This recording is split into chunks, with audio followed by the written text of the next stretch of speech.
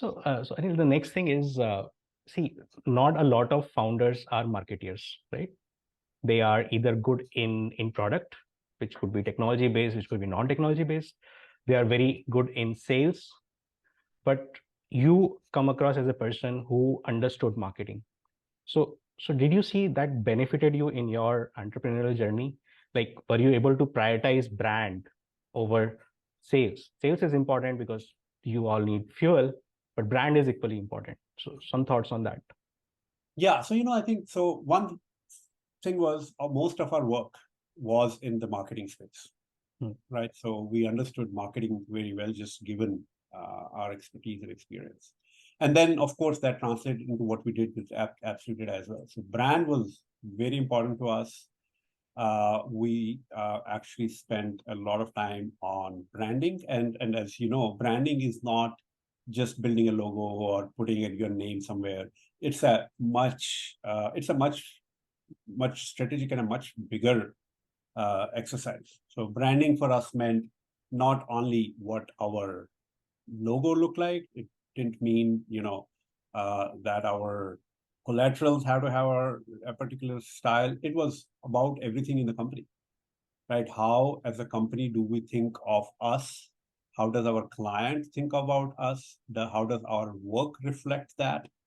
So yes, so branding was a very important part for us. And the value of that also came very apparent. The value would come in terms of when we would go to our clients, when we would meet different people, we would always be punching a lot above our weight because of what we had done on the branding side, right? And of course, brand without any good work on the back is worth not much. So we made sure that we were doing some really good work. We were doing a lot of innovation. So we won a lot of awards because of that. And those also help you build a brand. And most importantly, ability to attract the right kind of people, right? So at AbsolutData from day one, we had always focused on hiring the best in the market. We used to be day one company at a couple of IITs.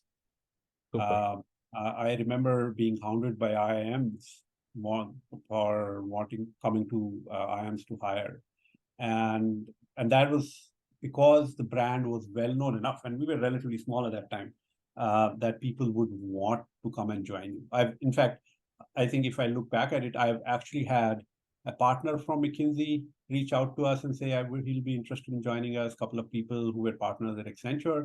So that used to be kind of nice to hear. I was like, I know you would like to join, but, we're not that big as yet where we could bring someone like you. But I could, now I'm looking at it, yes, from a branding perspective, it did create an impression of a company that was significantly larger, and it made it attractive enough to even have that conversation.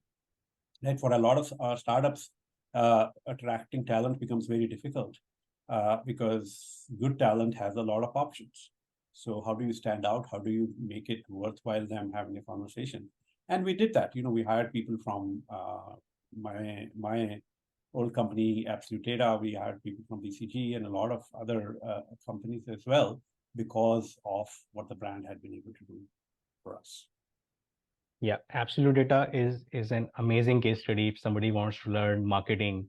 And right from the initial days, as you grew, took the funding, as you grew, became big. So it's a very interesting case study, and I'll probably have a separate discussion with you on that, how it went. It would be unfair if I let you go without asking you about this one topic, which I learned from you during our time of working together, and it is mental models.